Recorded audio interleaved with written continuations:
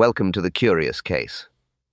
Wrap yourself in a blanket, dear listener, the night is long, and the kettle has just begun to sing. Here, we wander through quiet lanes and lamplight windows, where every whisper carries a story. Settle in, let the ticking of the clock and the rustle of paper guide your thoughts. Before we begin, tell me, where are you listening from tonight? A city flat, a countryside room, or perhaps somewhere in between? Wherever you are, this tale will find you. Even small villages keep large secrets. The morning had come pale and rimmed with frost. Mist curled low over the cobbled street, softening the outlines of lamplight and chimney smoke. From the narrow lane beyond the harbour, the quiet rhythm of carriage wheels echoed faintly, slow, steady, deliberate. Miss Marple stepped down, her small gloved hand resting on the rail. The air smelled of salt and coal smoke, and somewhere nearby a gull gave one sharp cry before the wind carried it away. She looked up. The inn sign above her, the blue lantern, swayed on its iron bracket, the wood creaking in protest at the cold. Inside, warmth met her like a sigh. The scent of beeswax and tea leaves lingered. A clock ticked in the hall, precise and unhurried. The floorboards gave under her step, a soft groan as if the building itself was waking. The innkeeper appeared, a tall man with spectacles and the slightly stooped manner of one who spent long hours keeping accounts. His smile was polite, practiced. "Room ready?" "Since dawn, ma'am," he said. "Fire's lit, hot water just brought up. You'll find the sea view quite peaceful." She inclined her head. Peaceful sounds promising. Her voice carried no irony, but her eyes, pale and observant, moved across the counter to the brass bell that hadn't been polished properly. A faint smudge of ash near its base caught her notice, a detail others might miss. From the back, a maid hurried forward with a folded towel. "Welcome, miss. I'll show you up." The girl's shoes clicked briskly on the wooden stairs, but her hands trembled slightly. Miss Marple followed at an easy pace, her steps measured, her eyes taking in the framed photograph on the landing, a group of sailors standing beside a lifeboat. One figure scratched faintly where the varnish had peeled. At the top floor, the maid paused beside a door marked Room 3. She hesitated before turning the handle, then forced a smile. "We've had fewer guests this season. Seas turned rough early." Miss Marple nodded, setting her carpet bag neatly on the table by the window. Through the glass she could see the line of grey sea merging with the sky, a single gull balanced on the post by the shore road. The horizon looked calm, but the waves carried a strange regularity, as if rehearsing for something yet to come. She unbuttoned her coat, taking in the warmth from the small fire. The kettle on the grate rattled faintly as it began to boil. Miss Marple smiled to herself, a quiet, knowing smile. She had always trusted the first feeling a place gave her. And this one, she thought, was listening. Some rooms remember more than they reveal. Morning came gently over the village, pale sunlight washing the rooftops in a clean gold sheen. Inside the inn, the rhythm of breakfast had already begun, a soft clink of silver spoons, the quiet scrape of chairs, and the low murmur of conversation rising and falling like waves beyond the window. Miss Marple sat at a small table near the fire, her cup of tea cooling beside a plate of toast she had yet to touch. The scent of marmalade and coal smoke mingled in the air, cozy and familiar. A postman laughed somewhere near the counter, his cap pushed back as he told the innkeeper some cheerful nonsense about a parcel gone astray. It was, as mornings went, perfectly ordinary. And that, to Miss Marple, was what made it interesting. She looked up as the maid entered from the back passage, dusting a stack of ledgers kept on a narrow shelf by the window. The girl's face was pink from the chill air, her hands quick and efficient. Still, there was something hurried in her movements, the kind of haste born not from work, but from worry. "Good morning, my dear," said Miss Marple kindly. "Good morning, ma'am," replied the girl, offering a brief, nervous smile before turning back to her task. The postman's laughter faded as he left, door closing with a jingle of brass bells. Silence settled in its place, broken only by the steady tick of the hall clock and the whisper of the maid's cloth over the ledgers. Miss Marple's eyes wandered, seemingly idle, until they paused on the account book open upon the counter. A neat page of figures in tidy columns, dated and initialed all perfectly proper, except, she noticed, the ink. It was darker than the rest, still glistening faintly at the edge of a downstroke. She leaned a little closer. "That's a fine, bold hand," she said conversationally. "A new pen nib, perhaps?" The maid blinked, startled. "Oh, yes, ma'am. Mr. Fallon opened a new bottle this morning. Said the old one had gone thick." "Indeed," murmured Miss Marple. Her tone was mild, her gaze not. "A wise precaution. Ink can reveal more than we mean it to." The maid's eyes lowered again. Her duster slowed, just slightly, before resuming its rhythm. Miss Marple smiled to herself, folding her napkin neatly. She had learned long ago that guilt seldom announces itself with noise. It appears instead in the smallest hesitation, the faintest tremor of the hand. Outside, the postman's whistle carried down the lane. The sea breeze followed through the open window, cool and salted, stirring the pages of the ledger just enough to reveal another sheet beneath, faintly smudged, half-blotted, as if someone had tried to erase a mistake. Miss Marple stood, smoothing her skirt, and moved toward the door. "Tell Mr. Fallon the tea was excellent," she said gently. "I will, ma'am," murmured the girl, eyes still on the ledgers. As the door closed behind her, the room seemed to sigh. The fire crackled softly. The maid's duster paused again mid-sweep. Order is pleasant, until it trembles. The morning had settled into that soft, deceptive calm, peculiar to small villages, everything appearing still, everything pretending to be ordinary. Yet as Miss Marple stepped into the hallway of the Blue Lantern, a faint flicker from the gaslight caught her eye. It dimmed, then flared again, as though the flame had lost its confidence. A thin draught passed through the letter slot, rustling the folded notices pinned beside the door. The movement made a dry, whispering sound, paper brushing against paper. Miss Marple paused, her hand halfway to her glove button. The chill in the air was sharper than before, thin, metallic, with an edge she could not quite name. The porter appeared from the corridor, wiping his hands on a folded cloth. His face was ruddy from the cold, his voice steady but edged with unease. "Strange morning," he muttered. "Can't seem to keep the flame steady. First it's too bright, then nearly gone altogether. Bad for the fixtures, I'd say." Miss Marple nodded slightly, her gaze on the wall lamp. "Perhaps the draught," she suggested. "Perhaps," he said, though he didn't sound convinced. The cloth in his hands twisted once, then again. "Feels different, though. Bit of a smell, too, like—" He hesitated, sniffed, and frowned. "Gas," said Miss Marple quietly. They both stood still for a moment. The sound of the clock in the hall grew louder by contrast, each tick clear and separate. From somewhere beyond the door came the muffled chime of a bicycle bell, cheerful, oblivious, utterly at odds with the silence indoors. Miss Marple turned slightly, following the faint trace of the scent down the corridor. It was stronger, near. The storage door beside the office, a small wooden panel that should have been shut, but now hung half-latched, a thin line of darkness showing between frame and hinge. She placed her gloved hand against it. The wood was cold. The handle gave beneath her touch, the latch giving a small metallic click. She opened it just enough to peer inside. Darkness, stillness. The air, close and heavy. Then, unmistakable, a stronger whiff of gas, sharp and sour beneath the sweetness of the morning tea that lingered in her coat. She closed the door firmly and stepped back. "Best leave that for now," she said softly. "And perhaps open a window, Mr. Hall." The porter nodded, already moving to obey, his boots heavy on the floorboards.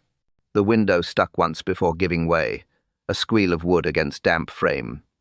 Fresh air came in slow, deliberate, carrying the scent of seaweed and frost. Miss Marple stood very still, her eyes on the half-latched door. She did not speak for several seconds. The light above them steadied, no longer flickering, but the sense of wrongness remained. "Strange morning indeed," she murmured. The porter, misunderstanding, gave a faint, nervous laugh. Miss Marple did not join him. Her thoughts had already moved on, circling the invisible edges of something unseen, something waiting. Some smells never belong in daylight. The knock came once firm, official, and then again, louder. No reply. The corridor seemed to absorb the sound, swallowing it whole. Constable Fred Locke frowned and glanced at Miss Marple, who stood a few paces behind him, hands folded neatly over her handbag. Her expression was calm, but her eyes were not. They were fixed on the closed door of the post office sorting room, a door that should have opened at the first call. Fred rapped again. "Mr. Stokes? It's Constable Locke. You all right in there, sir?" Nothing. Only the faint hum of the gaslight overhead and the low hiss of something not quite silence, not quite sound. He tried the handle. It moved barely half an inch before stopping with a dull scrape of metal. "Jammed?" he muttered. "Bolt must be across." He pressed his ear to the wood. The air on the other side seemed heavy, muffled. Miss Marple tilted her head. "Do you hear that?" she asked softly. Fred listened again. A faint hiss, steady and unbroken, came from within. "Gas," he said grimly. "Right, everyone stand back." The small cluster of villagers who had gathered Elsie Carr, the clerk, the porter, and a wide-eyed telegram boy retreated a few steps. The boy's bicycle bell jingled faintly where it leaned against the counter, a bright sound out of place in the hush. Fred squared his shoulders, tested the handle once more, then braced himself. "I'll have to force it." The first blow of his shoulder against the wood made a dull, hollow thud. Dust fell from the frame. The second produced a splintering crack, the smell of old paint and dust bursting into the air. On the third, the door gave way with a loud snap and swung inward. A rush of stale air poured out, thick with the unmistakable sting of gas. The light inside was dim and yellowed. Fred coughed, pressing his sleeve to his mouth. "Open a window." He strode to the heater in the corner and turned the brass valve shut with one quick motion. The hissing stopped. Miss Marple stepped forward carefully, her eyes adjusting to the gloom. The small room was neat, too neat. Ledgers stacked evenly, stamps arranged in rows on the counter, the order of habit undisturbed except for the man slumped forward at his desk. Harold Stokes's head rested on his arms, one hand curled loosely around his pen. Papers were spread beneath him, his neat handwriting running to a shaky line near the end. His spectacles had slipped to one side. Fred approached slowly, his boots creaking on the wooden floor. He touched the man's shoulder, then withdrew his hand immediately. "Cold," he said quietly. Miss Marple's gaze moved from the extinguished heater to the closed window, to the latch still drawn from the inside. A perfect picture of finality, but her expression remained thoughtful. She reached out and gently righted the fallen spectacles. The air still held that faint, bitter tang. He wasn't breathing, and the door was locked from within. "Doctor." Haydock arrived within minutes, his boots leaving clean, square prints on the slush outside before he stepped into the dim warmth of the sorting room. The scent of gas still lingered faintly in the air, mixed with the sharper note of ink and cold paper. He crossed to the desk without hesitation, kneeling beside the still figure of Harold Stokes. The doctor's hands were steady, precise. He touched the man's wrist, then the side of his neck, and finally drew back with a slow shake of the head. "Too late by several hours," he murmured. His breath made small clouds in the chill of the room. The gas heater in the corner gave a tired sigh, a faint hiss continuing despite the valve now turned off. Dr. Haydock moved closer, crouching to examine the pipe and pilot light. "Faulty vent, I'd say. Carbon monoxide buildup. Common enough in old systems like this." Miss Marple stood a few feet away, hands folded neatly before her. Her gaze wasn't on the body, but on the small window above the desk. Its glass was clouded with condensation not from the morning chill, but from the warmth trapped inside. She traced the pattern with her eyes, heavy at the bottom, faint at the top, almost as if someone had leaned close and breathed there.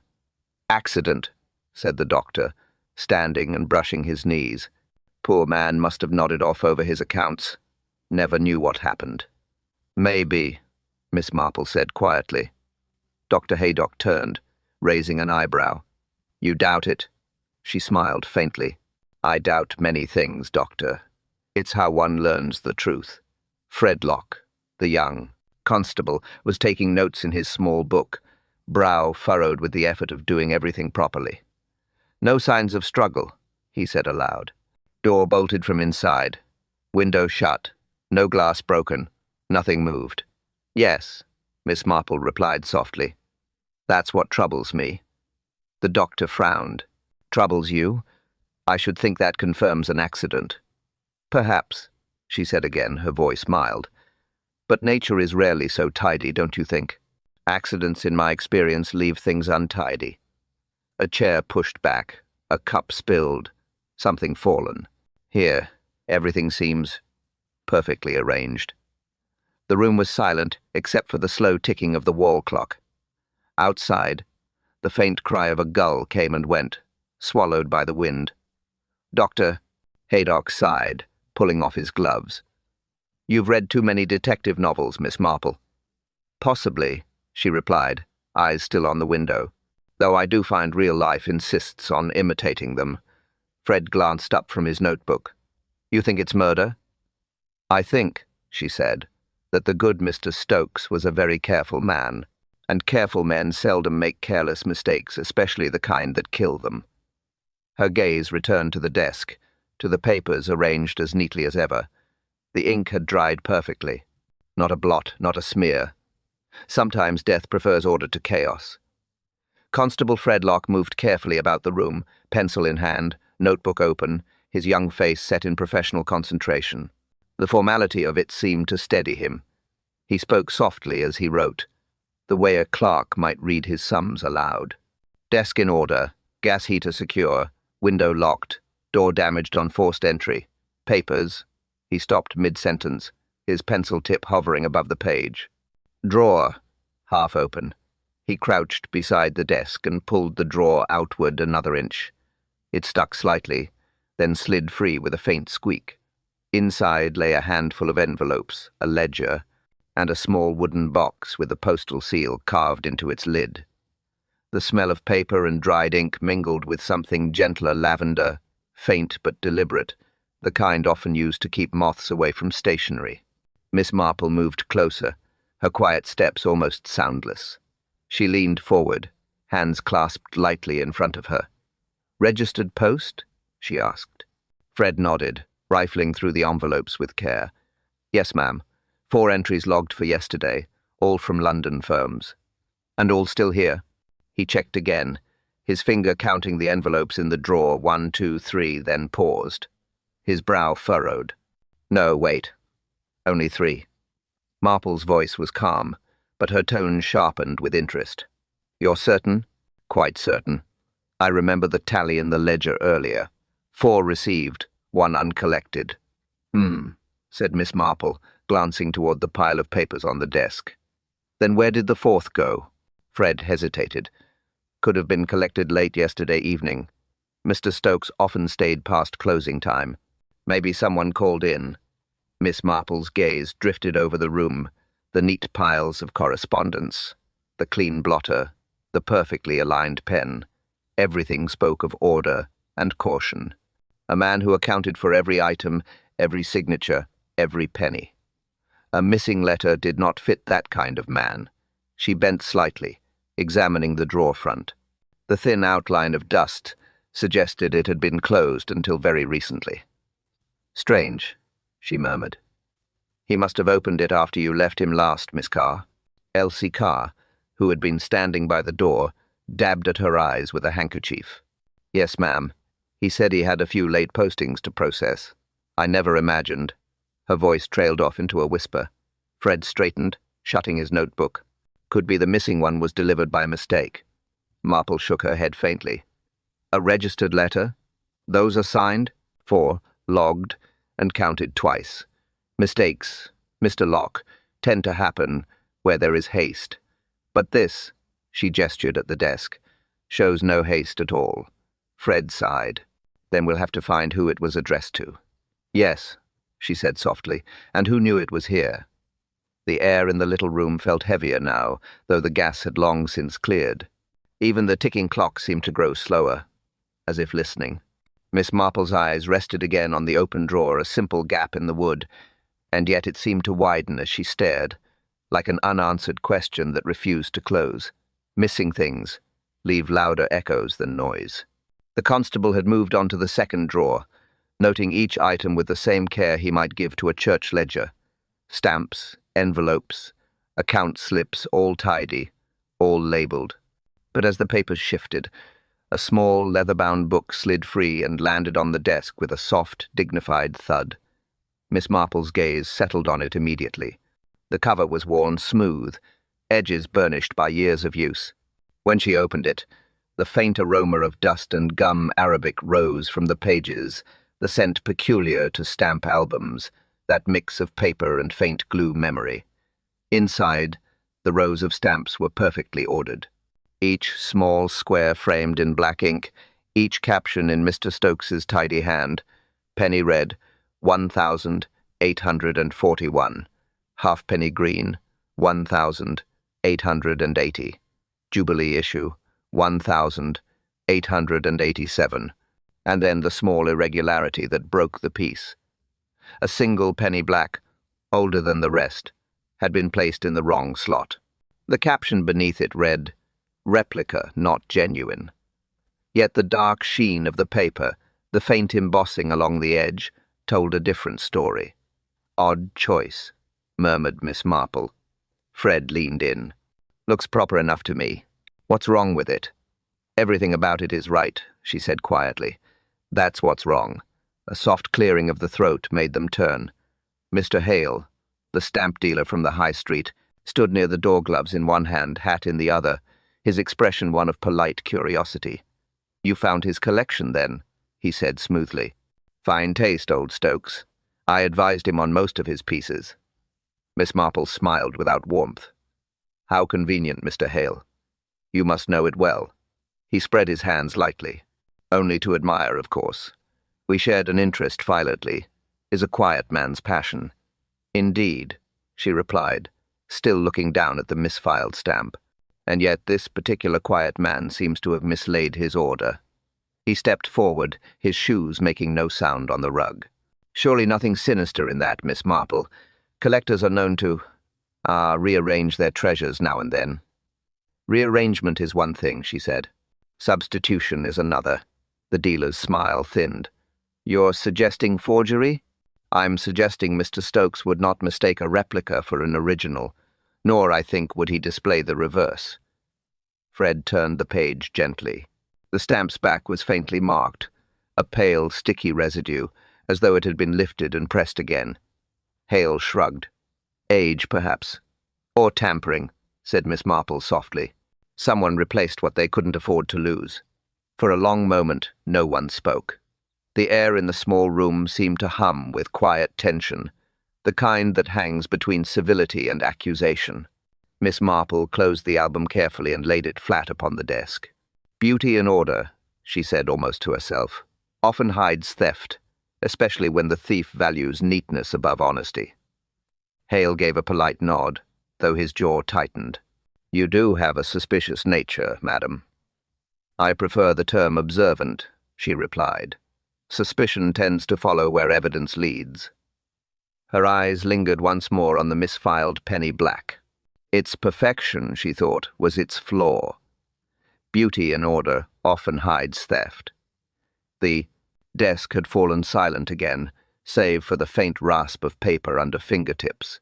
The constable's careful inventory trailed off when Miss Marple drew the ledger nearer, her delicate hands handling it as if it were a fragile thing, a diary of someone's secrets, rather than a mere account book. Each page bore the same precise script, narrow columns of dates, initials, and registered numbers, every entry written in Mr. Stokes's distinctive, even hand. The ink tone matched line by line until the final page. There, in the middle of a half-completed list, a single line stood apart. The lettering was uniform, flat, and too mechanical to be human.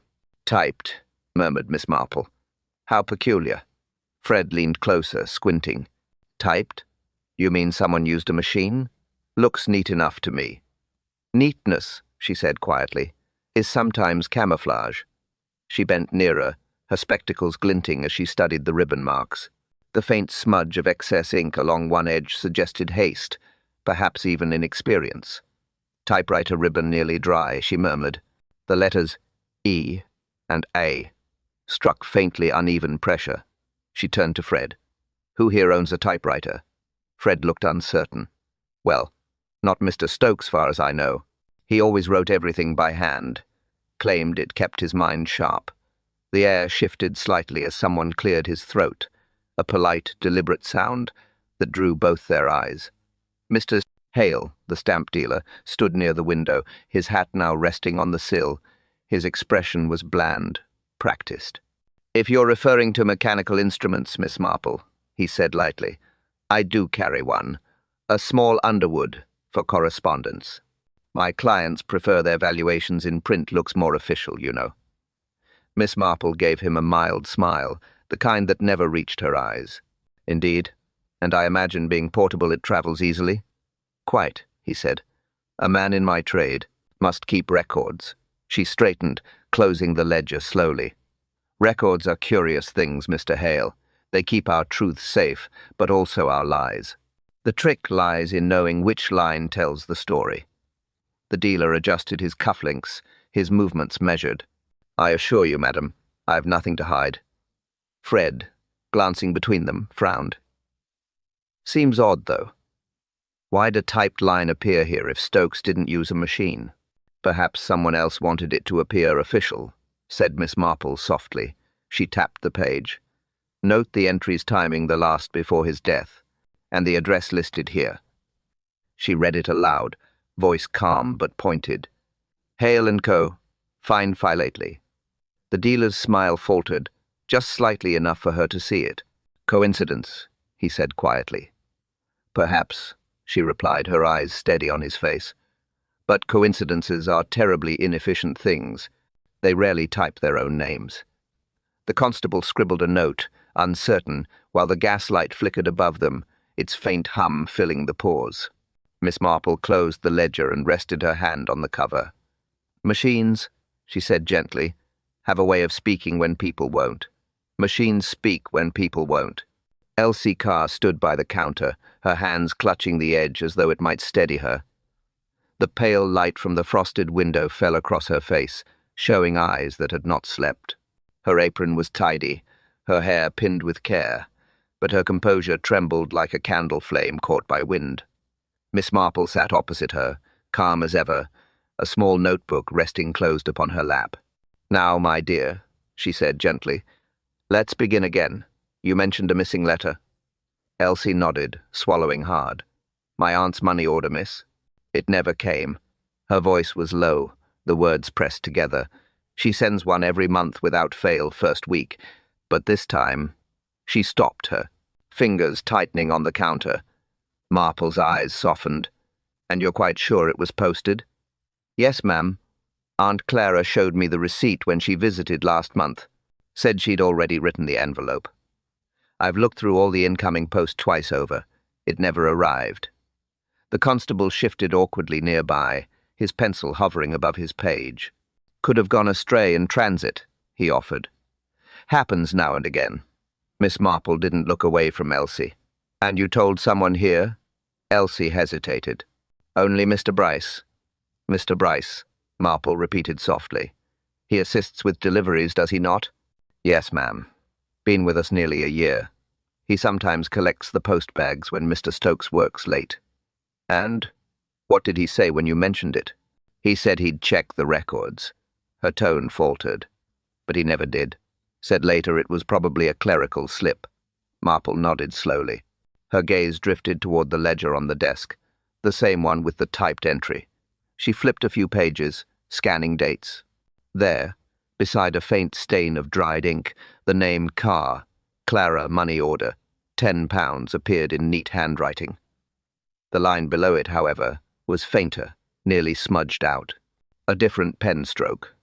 Did Mr. Stokes handle these himself? She asked. Yes, Elsie replied. Always. He said registered money must pass through his hands directly. Marple leaned closer. The ink smelled faintly of starch and lavender soap. Elsie's soap, the same she used in her apron wash. But the smudge beneath, darker and heavier, carried another scent, metallic, like typewriter ribbon. "Curious," she murmured. "Someone tried to copy this line, and failed." Fredlock frowned. "You mean forged it?" "Perhaps replaced it," she said. "One promise erased, another written." Elsie's breath came shallow. "You mean someone took it?" Marple met her gaze kindly. "Perhaps not took, my dear. Redirected. Money has a way of changing its destination when eyes aren't watching." The girl's hand trembled again. She looked at the ledger, then toward the door that led to the back office. "Did you ever see Mr. Bryce near this drawer?" asked Marple. Elsie hesitated too long before answering. "He tidied it sometimes." Marple's voice was soft but firm. "How thoughtful of him." The pages of the ledger rustled faintly as she closed it. Outside, the postman's whistle sounded once, distant and bright, a sound of routine continuing, indifferent to loss. Promises travel faster than paper. The sky had turned pale and clear, the sort of brittle winter light that sharpens everything it touches. The snow lay smooth across the post office yard, bright enough to sting the eyes. Constable Fredlock led the way, his boots crunching a steady rhythm over the hard ground. Miss Marple followed at a thoughtful pace, her small figure wrapped in grey wool, her footsteps leaving neat, deliberate marks behind her. "Tracks start here," Fred said, gesturing toward a set of prints leading from the back steps. "Fresh, too, must have been sometime after midnight." Miss Marple bent slightly, peering at the impressions. The snow was shallow but firm. Each print was clear, the heel and toe distinct. "A man's shoe," she said softly. "Size 9, perhaps 10, the strides even. Not running, not staggering." Fred nodded, noting it down. "They go straight to the rear door." The two of them followed the trail. The prints led in a single line to the back of the building, stopping just before the old parcel hatch built into the wall. The door itself was bolted from within, the frame untouched, the key still hanging in the lock. Fred frowned. No return prints. Whoever came out didn't go back. Or, Miss Marple said gently, whoever went in never truly left. He looked up sharply. "You think this was the killer's way in?" "Perhaps," she murmured. "But let's not jump. Truth, I've found, is a patient thing." She crouched beside the last footprint. The snow had melted slightly in one spot, forming a shallow hollow, as if someone had knelt. Her gloved fingers brushed the edge delicately. "See here," she said. "Not just a boot, a knee mark. Someone knelt here, perhaps to reach the hatch." Fred leaned over her shoulder. "Why kneel?" "To pass something through, I imagine," she said. "Or retrieve it." Her eyes flicked toward the small iron flap. It was dusted with frost, but when she pressed it lightly, it lifted without resistance. Inside was darkness, the narrow space between wall panels, used for parcels in the old days. "Still open," she noted. "And look, a smear of soot along the inside edge. Someone's sleeve, perhaps. Or a glove." Fred reached forward, running his hand over the iron rim. "Cold," he muttered. "But you're right, it's been touched. Recent." "Indeed," said Miss Marple. "The same soot I saw on the bell this morning." He frowned. "You mean the one in the hall?" "The very one." She rose carefully, brushing snow from her skirt. "Our intruder was tidy, but not perfect. Even careful feet leave secrets behind." Fred glanced once more at the unbroken snow stretching beyond the last print. "So where did he go then? Vanished into thin air?" Miss Marple's eyes softened. "No, Mr. Locke. Vanishing rarely means disappearing. It often means standing very still until no one's looking." The constable looked uneasy, scanning the blank white yard. Somewhere in the distance, a crow called once, the sound crisp as the frost beneath their feet. Even careful feet leave secrets behind. The parcel hatch sat low in the back wall of the post office, a small iron square set into the brick, no larger than a writing slate. Its latch was black with age, the paint worn smooth by years. Of use. Miss Marple ran her gloved fingers along the edge and felt the cold bite of metal. The air here was sharper, the faint scent of soot mingling with damp mortar and snow. Constable Fred Locke crouched beside her. "Never thought folk still used this thing," he said. "I figured it was sealed up years ago." "Not quite," Miss Marple murmured. She pulled the latch gently. It lifted with a reluctant squeak. A faint mark, almost invisible unless one knew where to look, streaked the inside edge, a dark smear against pale frost. She leaned closer, examining it with a small frown. "Soot," she said quietly. "Fresh, too. Someone passed something through here last night." Fred sniffed. "Could have been the furnace smoke. Wind carries it." "Perhaps," she replied, "but the wind doesn't leave fingerprints." He blinked. "Fingerprints?" She smiled faintly. "Only a manner of speaking. See how it drags upward?" Someone's hand brushed it while lifting the hatch. The constable stood, rubbing the back of his neck. "Could have been the victim himself." Miss Marple's eyes were steady on the dark opening. "Or someone pretending to be him." A soft footstep behind them broke the quiet. They turned to see Mr. Butter. Hale, the stamp dealer, standing a few paces away. His fine leather gloves looked almost too new against the weathered brick. "Ah," he said easily. "Still examining the old relics, are we? Fine piece of Victorian craft, that hatch. They built things properly, then solid, secure, dignified."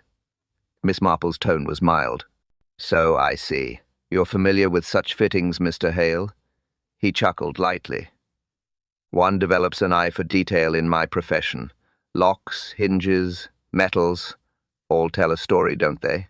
"They do," she said softly, "though sometimes the story isn't one the owner would care to read." He tilted his head, still smiling, but the movement was just a touch too slow, too deliberate. "You think it has relevance to poor Stokes's death?" "I think," said Miss Marple, "that someone used it to move something small, perhaps something flat, something valuable from this side to the other, without being seen." The dealer's gaze shifted briefly toward the snow at his feet, where the faint outline of a boot mark blurred into melting frost. "A fascinating idea," he said, "though hardly practical." "Oh, practicality rarely stops people," she replied, "especially those who believe themselves clever." Fred looked between them uncertainly. "You mean whoever killed Stokes passed something through that hole?" Miss Marple let the hatch fall shut with a soft clang. "Perhaps not the killer, Mr. Locke," she said, "but the cause." The dealer gave a polite bow. "You have a sharp mind, madam. I admire it." She met his eyes evenly. "Admiration," she said, "is often what guilt uses to hide its reflection." Her gaze drifted once more to the hatch, the old metal catching what little sunlight there was, its edges still darkened by the trace of an unseen hand. Old buildings remember trespass better than people. The small office was quiet, except for the faint, mechanical rhythm of the adding machine. Its keys still ticked softly, as though someone had been working moments before. The steady sound click, pause, click, echoed in the confined air like the beat of a tiny clock that hadn't realized its master was gone. Miss Marple stood before it, head slightly tilted, her eyes narrowing at the faint sheen of black ribbon running across the spool. "Strange," she murmured. "It's still loaded. Mr. Stokes was careful he would have covered it after use." Dr. Haydock, who had returned for a final examination, joined her side. His coat brushed against the desk, scattering a few loose figures. "I'd assumed he'd been balancing the books," he said. "Looks harmless enough. Harmless things often." "Ah," Miss Marple replied. She reached down, lifting the ribbon gently between gloved fingers. One end was a rich, fresh black, the other faded to grey with use. Between the two sections ran a curious line, darker, glossier, and slightly sticky. She brought it closer, the faintest bitter scent reaching her nose. "Half new, half old," she murmured. "Someone replaced part of it." Fred Locke leaned forward. "Would that matter?" "Perhaps not to a clerk," she said, "but quite a bit to a chemist or a murderer." "Doctor." Haydock frowned and stepped nearer. "Let me see." He leaned over, sniffing the ribbon cautiously. The moment the air hit the strip, his expression changed. His jaw tightened. His voice dropped. "Good heavens," he whispered. "Cyanide. That smell almonds." The constable took a half step back. "You mean poison? In the ribbon?" "Yes." said the doctor grimly. Though faint now. Enough residue to prove it. I've seen the same used in experiments, vapor that kills when confined in a small space. Miss Marple nodded slowly. A deadly ink, then. Death written line by line. Fred blinked, confused. But why in the ribbon? Imagine, she said softly, someone leaning close to read a ledger, the air still and warm, the machine before him. Hours of careful work, one key at a time, breathing what he cannot see. Dr. Haydock set the ribbon down carefully. It would take time, minutes, perhaps longer. The killer wouldn't need to stay. Miss Marple's eyes lingered on the desk, the faint dusting of powder along the metal arms of the machine, the untouched paper roll still threaded through. Methodical, she said. Cold. Someone who valued precision and patience. Fred rubbed the back of his neck. Could the dealer have done it? Hale. She did not answer at once. Instead, she stared at the black ribbon gleaming faintly under the lamp. He understands ink, she said at last, and the worth of things printed. The doctor exhaled slowly, the truth beginning to settle among them like dust. Ingenious, he said quietly, and merciless. Miss Marple placed the ribbon back in its cradle, closing the lid of the machine with a gentle click. The sound echoed like a final keystroke, the end of a grim equation. Death was printed line by line. The sound of small boots came tapping across the threshold, breaking the hush that had settled over the post office. The messenger boy, thin, freckled, and red-eared from the cold, stood in the doorway, his cap in his hands. His breathing carried the uneven rhythm of someone who had run part of the way and then thought better of it. "Beg pardon, miss," he said, glancing between Miss Marple and the constable. "I was told to come. Thought you'd want to know there were sparks on the telegraph wire last night." "Sparks?" repeated Fredlock. "What sort of sparks?" "Blue ones," the boy said eagerly, his eyes bright, despite the chill. Like tiny flames they were. Jumping along the wire behind the post yard. Saw it myself. I did. On my way home about 10. Miss Marple looked up from the desk, her expression mild but intent. "Blue flames, you say? How curious." The boy nodded, shifting his weight from foot to foot. "Never seen 'em like that before, ma'am. Thought it was lightning at first, but there weren't no thunder." Fred frowned. "Could have been static, or frost, or interference," Miss Marple said softly. "The telegraph line connects through the alarm box, does it not, Mr. Locke?" He hesitated. "Aye, that's right. Runs straight into the main office wall.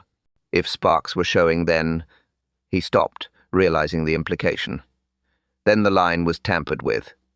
The messenger blinked. "Tampered, sir?" Fred nodded slowly. "Someone must have grounded it. That'd cut off any signal."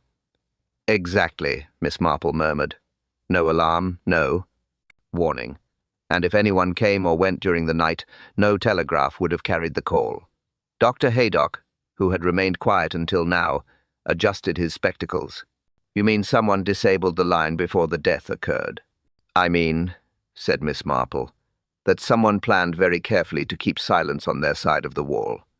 From the far end of the room came the faint scrape of leather mister. Hale, the stamp dealer, standing with folded arms, his face composed but pale beneath its polish. His gaze drifted toward the window, avoiding hers. Fred caught it. "You know anything about wires, Mr. Hale?" The dealer gave a short laugh, too casual to sound natural. "Hardly, my good man. My trade's in paper, not electricity." Miss Marple's eyes were kind, but her voice was cool. "Yet both rely on connections, don't they? And both can carry messages that travel farther than intended." He said nothing. The ticking of the hall clock filled the silence like slow, measured footsteps. The messenger boy shuffled nervously. "Ought I tell the others, miss?" "Yes," said Miss Marple. "And thank you for your care. It's a fine thing to notice what others pass by." The boy nodded, grateful for the kindness, and hurried out into the snow. Fred closed his notebook. So the alarm wire was cut. "Disabled," Miss Marple corrected. "Not broken, just silenced. A difference worth noting." She turned toward the window, where the faint reflection of the blue sky shimmered against the frost-streaked glass. "It's always the quietest nights," she said softly, "that hide the brightest sparks. The quietest nights often hide the brightest sparks." The small parlour off the post office had grown dim by late afternoon, its single window clouded with frost. The fire crackled fitfully, sending out a low, steady warmth that did little to soften the tension in the air. Elsie Carr sat on the edge of a wooden chair, her hands trembling in her lap. Her eyes were red from crying, but she looked as though she had no more tears left to give.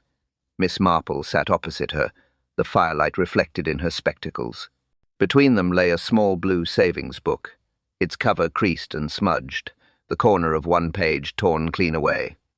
The silence stretched, unbroken except for the faint hiss of the coals. "Now, my dear," Miss Marple said softly, "no one's here to scold you. Just tell me what you know." Elsie's voice came in small, ragged bursts. "I didn't mean it wasn't meant to happen like this. Mr. Stokes trusted me. He let me help with the accounts sometimes, said I was careful." "You are careful," Miss Marple said. "That's what makes this so hard for you, isn't it?" The girl looked down. Her fingers fumbled with the book's torn edge. "The page. It was the one with my account number. I ripped it out. I thought if I burned it, no one would ever see." Miss Marple reached forward, taking the book gently from her hands. She opened it near the fire, holding the torn page close to the heat. For a moment, nothing happened. Then, slowly, faint writing began to appear ghostly, brown lines forming numbers and words. Fred Locke let out a low whistle. "Invisible ink," he said. "No," Miss Marple murmured. "Ordinary ink washed once and dried again. Heat brings back what guilt tried to erase." The faint figures grew clearer. Withdrawals £20, £15, £10. Each amount carefully written, then crossed out as if someone had tried to deny it. Dr. Haydock, standing by the hearth, looked grim. "You took it?" Elsie nodded, her voice a whisper.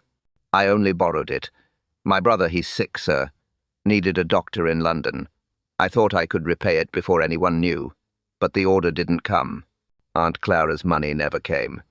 Miss Marple's voice was calm. "So, you told Mr. Bryce?" "He said he could help me replace the money," said he'd handle it with Mr. Stokes himself. I believed him. Her shoulders shook. "Then Mr. Stokes found out?" "I heard them arguing. I ran before he could see me." Marple closed the book slowly. "And the next morning, Mr. Stokes was dead." Elsie buried her face in her hands. "I swear I never meant harm. I just wanted to put it right." Miss Marple's expression softened, but her voice stayed even. "Guilt is a poor accountant, my dear. It always adds more than it subtracts." The fire popped, sending a small spray of sparks into the grate. Elsie's sobs quieted, replaced by the rhythmic tick of the mantel clock. Miss Marple placed the book on the table, the exposed figures glimmering faintly in the firelight marks of choices that could never be unwritten. Guilt writes slower than innocence. The evening shadows stretched long across the post office floor as Constable Fred Locke placed the leather case upon the desk. Its brass clasps glinted faintly in the lamplight. The room smelled of ink, soot, and cold air seeping through the cracks, but beneath it all lingered something bitter and unmistakable. Almonds. Mr. Hale, the stamp dealer, stood a few feet away, his gloves neatly folded, his face as smooth and composed as ever. Yet there was a new tension in the air, something fragile and brittle beneath his polished calm. Fred cleared his throat. "You'll want to witness this, Miss Marple." She nodded once, her expression mild. "Do carry on, Mr. Locke." The constable undid the first clasp, then the second.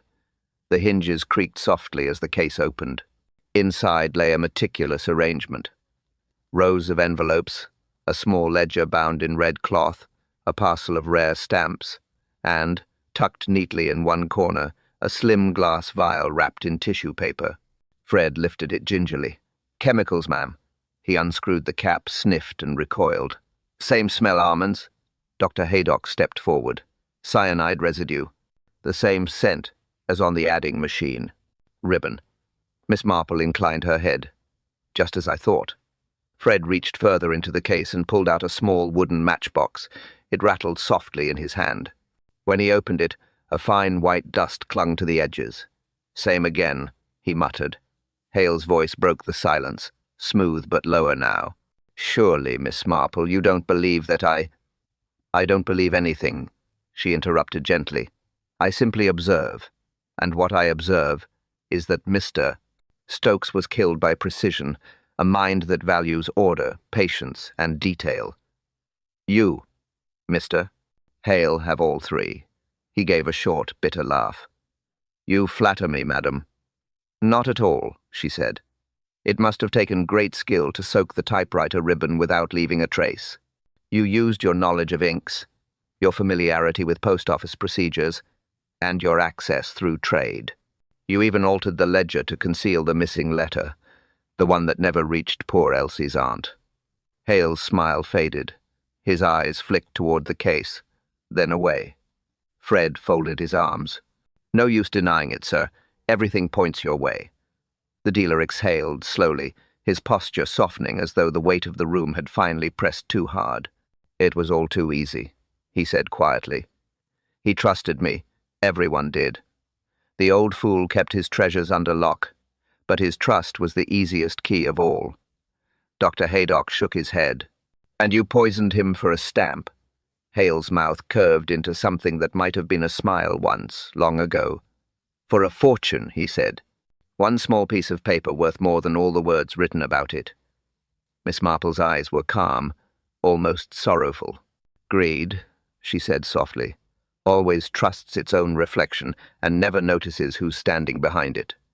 The constable closed the case, snapping the clasps shut with finality. The sound echoed like the click of a lock-sealing fate. Greed always trusts its own reflection. The storm had passed, leaving the village wrapped in a brittle calm. Inside the post office, lamplight glowed against the frost-blurred windows, throwing soft reflections across the desk where the truth now lay assembled. Miss Marple stood beside it, her hands folded neatly before her, as if about to deliver a Sunday lesson rather than the conclusion of a murder. Constable Fred Locke hovered nearby, his notebook forgotten in his hand, eyes fixed on her as she spoke. Dr. Haydock leaned against the wall, his face drawn and thoughtful. The room smelled faintly of extinguished gas and old paper, the scent of secrets finally aired. "It began," Miss Marple said, "with a missing letter, a small theft, insignificant to anyone but the person desperate enough to commit it. Miss Carr borrowed from her savings to help her brother. Mr. Blank www.com.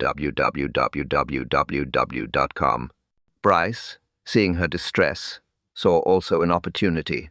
He conspired with Mr. Hale, the dealer, to conceal the shortage. Hale, you see, required access to something far more valuable, Mr. Stokes's collection."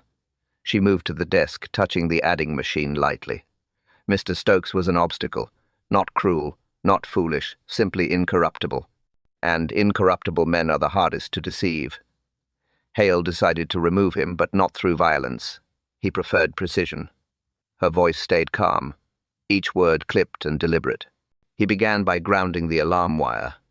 That ensured no signal could escape the building should the gas ignite or a cry be heard. Then, while pretending to assist with valuations, he replaced the typewriter ribbon with one soaked in cyanide solution, a poison invisible to the eye, slow to act, and silent. Each time Mr. Stokes pressed a key, a small vapor was released. Death, printed line by line.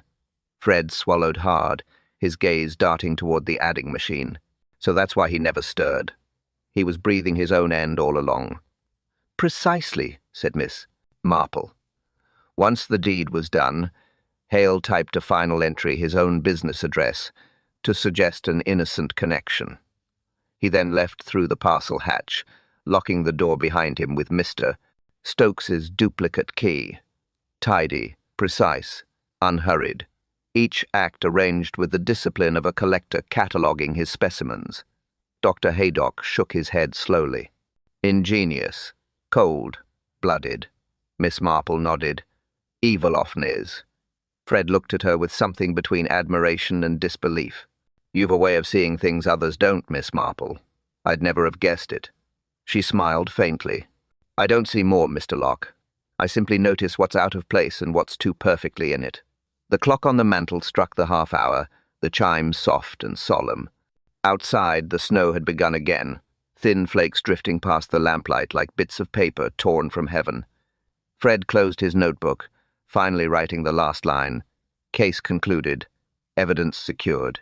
He hesitated, then looked back at her. Orders restored, then.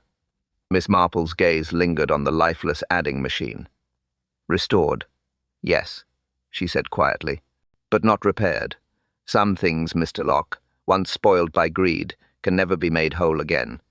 Order restored, but not repaired. Evening descended gently upon street. Merry Mead, wrapping the village in soft rain and the hush that follows resolution. The storm that had churned through the day was gone, leaving only a quiet patter against the window panes and the steady glow of the fire in the hearth. Inside the sitting room of the Blue Lantern Inn, peace had returned, not perfect but familiar. Miss Marple sat close to the fire, knitting resting on her lap, a cup of tea steaming beside her. The lamplight flickered against the porcelain, the pattern of ivy leaves catching small flashes of gold. Across from her sat Dolly Bantry, ever curious, her shawl drawn snug about her shoulders. "It's a strange thing," Dolly said, shaking her head. "All that fuss over stamps and ledgers. Such quiet things to hide such wickedness." Miss Marple smiled faintly, her eyes following the slow swirl of the tea. "Most wickedness begins quietly, dear. That's why it lasts so long before being found out." Dolly leaned forward, her curiosity overcoming her restraint. "But how did you know, Jane? Before the doctor, before the constable, you already knew something wasn't right." Marple's needles clicked once, twice, before she answered. "Because people repeat their habits, Dolly. They think themselves clever, but they seldom change their pattern, only the reason behind it. Hale arranged his crime as he arranged his stamps, by value, by sequence, by control.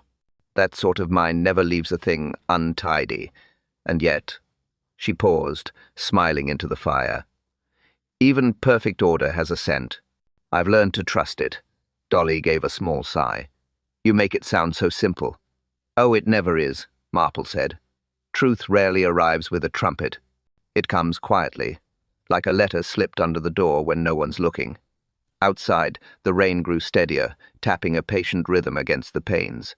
The fire gave a small sigh, settling into embers. Fred Locke's voice echoed faintly from the hallway, thanking the innkeeper for his help. The business of justice paperwork, signatures, reports would carry on long after the village had gone to sleep. Dr. Haydock had taken his leave already, his coat collar turned up against the chill. Before going, he'd said, "You have a peculiar gift, Miss Marple, a mind like a detective's." She had smiled then, the same quiet smile she wore now. "No, Doctor. Only a mind that listens."